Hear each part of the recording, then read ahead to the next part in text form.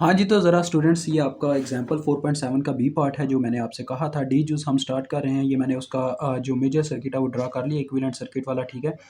तो देखें वो कह रहा है कि फाइंड कीजिए चेंज इन वी नॉट के अंदर जो चेंज आ रहा है उसको हमने फाइंड आउट करना है, यानी बात इसी की हो रही है, डेल वी नॉट को हमने फाइंड आउट करना है, ठीक है। तो वो कहता है when R L is equal to 2 kilo ohm, यानी कि जब आपका आर एल 2 किलो ओम के बराबर हो तब आपने इसको यानी चेंज इन वी नॉट को फाइंड आउट करना है, ठीक है। तो लिहाजा आर एल की वैल्यू हमारे लिए 2 किलो ओम हो चुकी है। तो आपने मेरी बात ज़रा गौर से सुननी है। हमने आई एल की वैल्यू को फाइंड आउट करना है। अगर आई एल की वैल्यू फाइंड आउट होगी तो हम डेल वी नॉट को फाइंड आउट कर सकते हैं उसी फार्मूले से जैसे हमने प्रीवियस में सी यूज़ में किया था। Del I naught is equal to del I L multiply by G R G, ठीक है, ये चक्कर था वो। तो यहाँ पे भी वही है।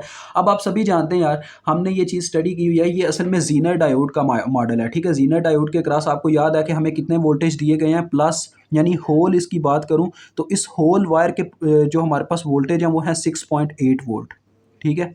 ये हमारे पास फार्मूला कहता है। तो अगर ये होल वायर के अंदर 6.8 वोल्ट है तो इसके अकॉर्डिंग हम अगर आर एल को फाइंड आउट करना चाहें तो हम कर सकते हैं। मतलब आर एल की वैल्यू तो सॉरी गिवन है, हम आई एल को फाइंड आउट करना चाहें तो कर सकते हैं क्योंकि पैरेलल में वोल्टेज हमेशा सेम होते हैं। देखें ये होल वायर की बात कर रहे हैं 6.8 वोल्ट। अगर मैं ज़रा गौर से देखूं तो यहाँ पे एक टर्मिनल इस रजिस्टर का यहाँ पे कॉमन है इस वायर के साथ, और दूसरा टर्मिनल दोनों का कॉमन है क्योंकि इसका भी ग्राउंड है इसका भी ग्राउंड है, यानी सेम पॉइंट पे टच हो रहे हैं। तो जब अपर और लोअर टर्मिनल किसी वायर का दूसरी वायर के साथ कॉमन हो तो वो पैरेलल में होती है और पैरेलल में वोल्टेज सेम होते हैं। अगर यहाँ पे 6.8 वोल्टेज है तो यहाँ पे भी फिर 6.8 वोल्टेज होंगे। तो लिहाजा अब आप इजीली आई एल की वैल्यू कैलकुलेट कर सकते हो। कैसे कैलकुलेट करोगे, देखो ओहम्स लॉ लगेगा, I L is equal to voltage over resistance, ठीक है। वोल्टेज ओवर रेजिस्टेंस, इसको वीजी का नाम देंगे क्योंकि ये जीनर डायोड के वोल्टेज हैं। तो वीजी का नाम दे दिया हमने, वीजी ओवर आर एल आ जाएगा, ठीक है। वीजी ओवर आर एल ये इसका फार्मूला बनेगा क्योंकि पैरेलल में वोल्टेज सेम है, जितने वोल्टेज यहाँ पे उतने ही इसके अक्रॉस भी होंगे, ठीक है। तो लिहाजा आप इजीली आई एल की वैल्यू कैलकुलेट कर सकते हो। तो देखो आई एल क्या आ जाएगा हमारे पास, वीजी की वैल्यू कितनी है 6.8 डिवाइडेड बाय आर एल की वैल्यू कितनी है 2K। इसको आप अपने कैलकुलेटर पे सॉल्व करें तो 3.4 आ जाएगा, जितना ये मुझे नज़र आ रहा है 3.4 और किलो ऊपर जाके मिली बन जाएगा। ये आपके पास आई एल की वैल्यू आई है। अब आप easily change in V naught find out कर सकते हो। तो देखें मैं डेल वी नॉट को फाइंड आउट करने जा रहा हूँ। Del V naught change in voltage का मतलब, चेंज को बच्चों हमेशा डेल्टा से प्रेजेंट करते हैं, ये डेल हम वैसे कहते हैं अप्रॉक्सीमेटली शॉर्ट वर्ड में। तो डेल वी नॉट इस रजिस्टर के क्रॉस वोल्टेज है, तो यहाँ पे भी ओहम्स लॉ ही लगेगा, यानी कि करंट इनटू रेजिस्टेंस। लेकिन मैं पहले रेजिस्टेंस लिखना चाहूँगा क्योंकि करंट की एक डायरेक्शन के अकॉर्डिंग इसके साथ करंट आएगी। अब देखो करंट जो है आई एल वो इस पूरे होल लूप में फ्लो कर रही है, तो करंट अपनी डायरेक्शन के अकॉर्डिंग ऐसे घूम के आती है और इसके नेगेटिव टर्मिनल में एंटर करती है, और करंट जिस टर्मिनल में एंटर करती है मैंने पहले भी आपको बताया था वो साइन उसके साथ आता है। तो लिहाजा करंट अपनी डायरेक्शन के अकॉर्डिंग इसके नेगेटिव टर्मिनल में एंटर करती है, लिहाजा ये माइनस में पुट होगी, माइनस आई एल। तो ये आपके पास फार्मूला आ गया, वैल्यूज़ पुट कर लें। तो लिहाजा आर जी की वैल्यू कितनी है हमारे पास, आर जी की वैल्यू 0.02K है और करंट की है माइनस आगे 3.4 मिली। इसको सॉल्व करते हैं और डेल्टा वी नॉट की वैल्यू मिल जाती है। तो जी कहाँ पे गया हमारा कैलकुलेटर, ये रहा। तो मल्टीप्लाई करें 0.02 मल्टीप्लाई विथ 3.4, तो ये हमारे पास आ रहा है 0.068। अगर इसको आप लिखना चाहें मिली में तो ये आपके पास 68 मिली वोल्ट बन जाएंगे। लेकिन मैं देखता हूँ आपके बुक वाले ने मिली में लिखा है कि नहीं, कहाँ पे क्या है जी, जी बिल्कुल इसने लिखा है, इसने बच्चों मिली में ही लिखा है। एक तो देखें माइनस का साइन आ जाएगा, ठीक है, ये माइनस का साइन आ गया, और दूसरे नंबर पे हमारे पास क्या हुआ, हमारे पास ये 0.068 आ रहा था, इसको मिली में लिखने की हमने सोचा तो लिहाजा ये हो गया 0.068 से 68। मैंने 1000 से उसको मल्टीप्लाई किया और साथ में मिली जनरेट करवा दिया, तो ये हमारे पास इसकी वैल्यू आ गई, ठीक है।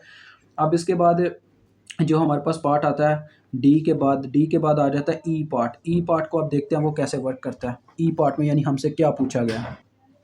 और एक और चीज़ है जो आपकी करेक्ट करवाना चाहूँगा, ये जल्दी में मैं यहाँ पे माइनस लगाना भूल गया हूँ। ये माइनस में आता है, ये भी माइनस में आता है और ये भी माइनस में आता है, ठीक है। ये -1 मिली से ज़रब दे रहा था सी जूस में, अभी मुझे ये कन्फ्यूजन पता लगी है। तो अब ई जूस के लिए मैं क्वेश्चन लिखता हूँ। हाँ जी, तो आपके सामने ये ई जूस वो कह रहे हैं कि फाइंड कीजिए value of V naught when R L is equal to 0.5 kilo ohm. अब चेंज इन वी नॉट की बात नहीं की जा रही, एग्जैक्ट वैल्यू की बात की जा रही है वी नॉट की। तो इसमें एग्जैक्ट वैल्यू से ही हमारा कह लें कि ज़रा निपटना पड़ेगा। अब मैं यहाँ पे आपके लिए काम की एक शेप बनाने लगा हूँ, ज़रा गौर से देखिएगा, क्योंकि जब बच्चों हमारे पास आर एल की वैल्यू गिवन है ना, तो इन दोनों में से कोई भी हम एक वायर चूज़ कर सकते हैं वी नॉट को कैलकुलेट करने के लिए। लेकिन उसने बोला है कि वी नॉट की वैल्यू आपने फाइंड आउट करनी है इस आर एल के अकॉर्डिंग, क्योंकि आर एल की वैल्यू दी गई है, तो हम इसकी वायर को कंसिडर करेंगे। तो उस लिहाज से आपके पास ना सर्किट कुछ ऐसा दिखाई देगा, यानी ये आपके माइंड की बात करूँ, माइंड में आपको कैसा दिखाएगा, 10 प्लस माइनस 1 वोल्ट, उसके बाद ये एक रजिस्टर आ जाएगा, ठीक है जी, R is equal to 0.5 kilo ohm. और जैसा कि मैंने आपको बताया, इन दोनों में से किसी एक वायर को आपने अपने माइंड में कंसिडर करना है। किसको कंसिडर करेंगे, आर एल वाली को, क्योंकि आर एल की हमें वैल्यू दी गई है। तो जब आप उसको कंसिडर करेंगे तो इस वायर को ड्रा करो या ना करो उससे मैटर नहीं होता, यानी ये आपने अपने माइंड में कंसिडर की हुई है। अपने माइंड में आपकी ये वाली वायर इस वक्त ड्रा हो गई है। ये आपके माइंड का हिस्सा, इसे ड्रा ना कीजिएगा पेपर में, ये आपको समझा रहा हूँ। वैसे आपको इसी सर्किट से सॉल्व करना पड़ता है, लेकिन ये आपके माइंड में जो होना चाहिए वो आपको बता रहा हूँ। तो ये आपका आर एल आ गया, जो कि अब हमारे पास कितना 0.5 किलो हम है। इसी के क्रॉस हमने अपने वोल्टेज फाइंड आउट करने हैं, प्लस माइनस वी नॉट, ठीक है जी। तो चलें फाइंड आउट करते हैं। अब आपको फिर से वही लॉजिक इस्तेमाल करना होगा। देखें, मुझे वी नॉट को फाइंड आउट करना है, तो मैं क्या करूँगा, मैं यहाँ पे लगाऊंगा अपना formula VDR, voltage division rule.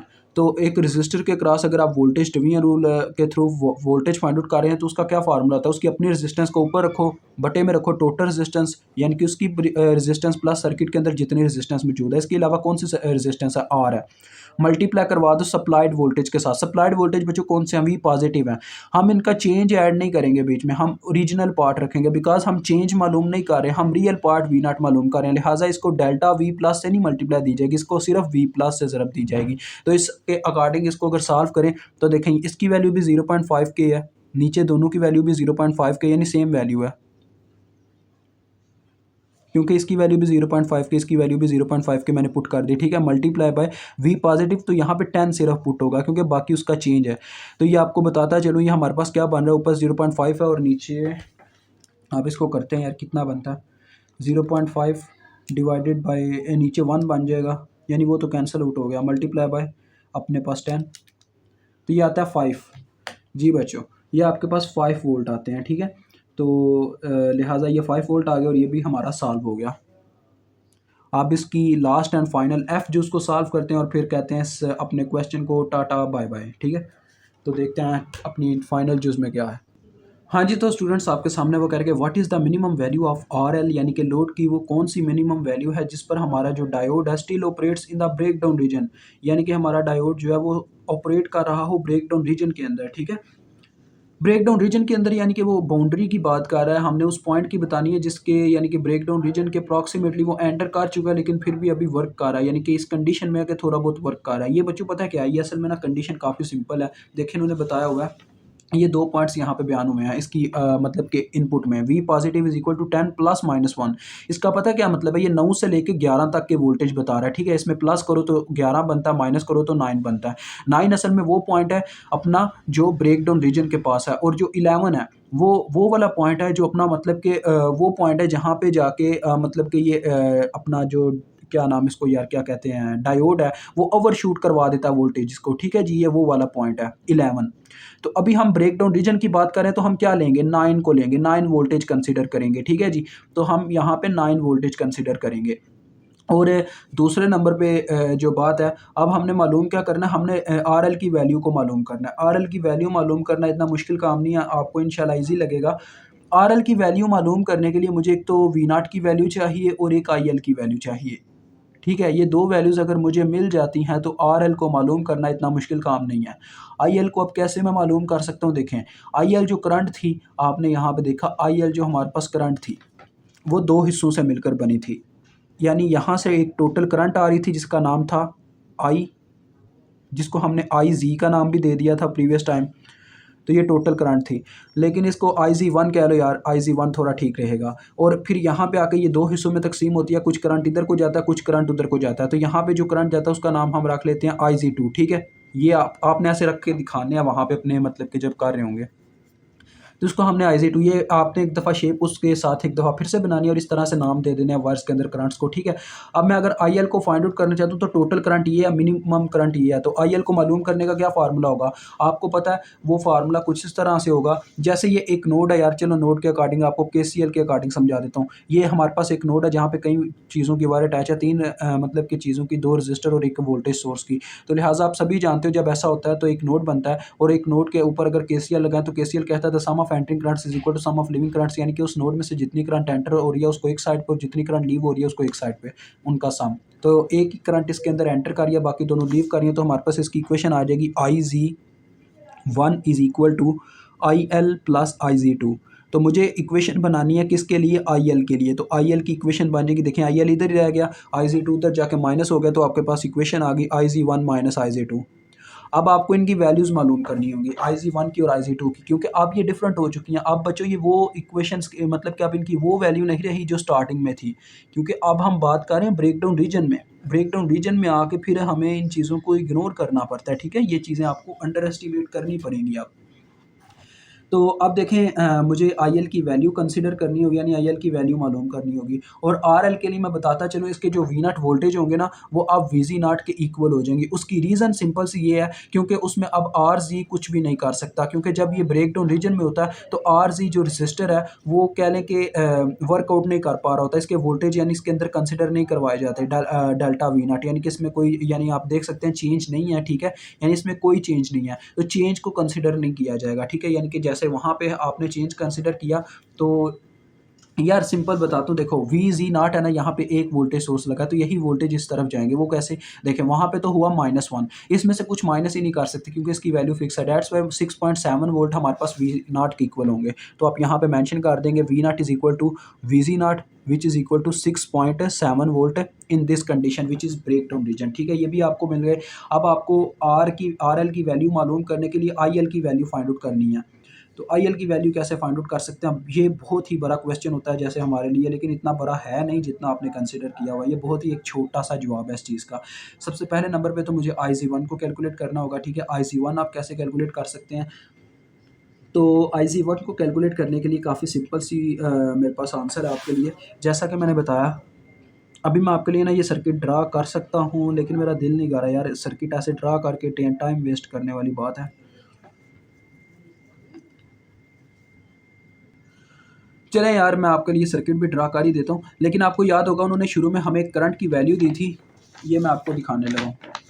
ये देखें IZK is equal to 0.2 milli ampere, IZ साथ में K लिखा हुआ है, ZK आपको याद होगा ये ब्रेकडाउन रीजन का नाम है, जो हमने पढ़ा था VZK यानी कि वोल्टेज एट ब्रेकडाउन रीजन। तो ये करंट बता रहा है ब्रेकडाउन रीजन पे कितनी होती है, तो लिहाजा वो जो आपकी IZK है ना बच्चों, वो असल में किस वैल्यू को प्रेजेंट कर रहा है, IZ2 को प्रेजेंट कर रहा है। IZK is equal to IZ2 which is equal to 0.2 milli ampere. अब बस आपके लिए एक चीज़ है जो आपको मालूम करनी है, वो है IZ1 मालूम हो गया तो IL मालूम हो जाएगा, देन आप इजीली अपना मतलब मालूम कर सकते हो उसको, क्या नाम है, RL को।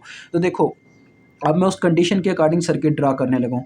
अब आपके पास V पॉजिटिव कितने हो चुके होंगे, 9 volt in the case of breakdown region, ठीक है, ब्रेकडाउन रीजन के केस में। और यहाँ पे आपका रजिस्टर लगा हुआ है जो कि 0.5 किलो ओम का है, ठीक है। उसके बाद आपने देखा कि हमारे पास जो सर्किट बचा है वो अपने पास रेजिस्टेंस RL वाला है, RL की बजाय हमने उसके वोल्टेज कंसिडर करने हैं, जो कि हम कंसिडर कर रहे हैं कि वो हमारे पास बराबर हैं। चलें वही ड्रा कर देता हूँ इस तरह से, ठीक है। ये हमारे पास शेप बन रही है इस वक्त। हमने उसको निकाल दिया बच्चों अपने अपना जो क्या नाम था उसका यार, RZ को, क्योंकि वो इस वक्त यहाँ पे वर्क नहीं कर रहा, क्योंकि वो एक चेंज है, चेंज इन वोल्टेज है, हम चेंज को कंसीडर नहीं कर रहे, हम ब्रेकडाउन रीजन की बात कर रहे हैं, तो ब्रेकडाउन रीजन में चेंज कंसीडर नहीं किया जाता। तो यहाँ पे अपने पास वोल्टेज आ जाएंगे VZ0, या इसको डायरेक्ट कह सकते हो V0 भी कह सकते हो, VZ0 भी कह सकते हो, जो कि 6.7 वोल्ट के इक्वल है, और ये 0 वोल्ट है। अब आप यहाँ पे कैलकुलेशन कर लें अपनी करंट IZ1 की। IZ1 आपके सामने कैलकुलेट करने लगूँ। IZ1 इज इक्वल टू क्या होगा बच्चों, देखो जिस नोड में से ये लीव करके आ रही है उसी वक्त उस नोड के वोल्टेज लिख के आगे मैं माइनस लिख दूंगा, ठीक है। और जाके आगे देखो यहाँ से चलती जाती है और इसके पॉजिटिव टर्मिनल में एंटर करते हैं, तो आगे प्लस में लिखे जाएंगे VZ0, और यहाँ से भी करंट लीव करेगी क्योंकि इसने नोड टू नोड मूव करना है। यहाँ से भी जब इसने लीव किया फिर से आगे माइनस आ गया, जाके आगे 0 में एंटर कर गई, तो यह आ गया नोड टू नोड मूवमेंट होगी, और जितनी रेजिस्टेंस रास्ते में वो आगे बटे में। वैल्यू पुट कर लो, 9 माइनस 6.7 डिवाइडेड बाय रेजिस्टेंस है अपने पास 0.5 किलो। तो इसको सॉल्व करते हैं, कितना बनता है 9 माइनस 6.7 डिवाइडेड बाय 0.5, तो ये आपके पास आ जाती है 4.6 और किलो ऊपर जाके मिली बन जाता है। ठीक है जी, आपके पास आ गई। अब आप यहाँ पे पुटिंग करके अपनी IL कैलकुलेट कर सकते हैं। पेज कौन सा मेरा अब इस्तेमाल मैंने यहीं पे करते हैं। IZ1 अपने पास 4.6 मिली, माइनस IZ2 की वैल्यू जो कि है 0.2 मिली, तो आपके सामने 4.4 मिली एम्पेयर आपके पास आ गई करंट की वैल्यू। अब आप इजीली क्या कर सकते हैं, RL की वैल्यू को कैलकुलेट कर सकते हैं, जो कि ओहम्स लॉ के अकॉर्डिंग आप जानते हैं रेजिस्टेंस किसके बराबर होता है, voltage over current, voltage over current, V0 over IL इसका फार्मूला होगा। ठीक है, तो आपके सामने V0 कितनी है हमारे पास है, V0 हमारे पास 6.7 के बराबर है, और करंट आपके पास कितनी है, करंट आपके पास 4.4 मिली के बराबर है। तो इसको सॉल्व कर लें, तो लिहाजा आपके पास वैल्यू आ जाएगी 6.7 डिवाइडेड बाय 4.4, तो ये आता है आपके पास 1.5। ठीक है, अप्रॉक्सीमेटली 1.5, और मिली ऊपर जाके किलो बन जाएगा। तो ये आपके पास वैल्यू आ गई है, मुझे उम्मीद है आपको समझ आ गई होगी। ये आपका क्वेश्चन यहाँ पे सॉल्व होता है। अगर आपको हमारी ये वीडियोस अच्छी लगी हैं तो प्लीज़ कमेंट सेक्शन में बताइएगा आपको कैसा लगा, और बाकी सपोर्ट के लिए आप अपने दोस्तों के साथ इसको शेयर करें, और सपोर्ट साथ में सब्सक्राइब लाजमी कीजिएगा।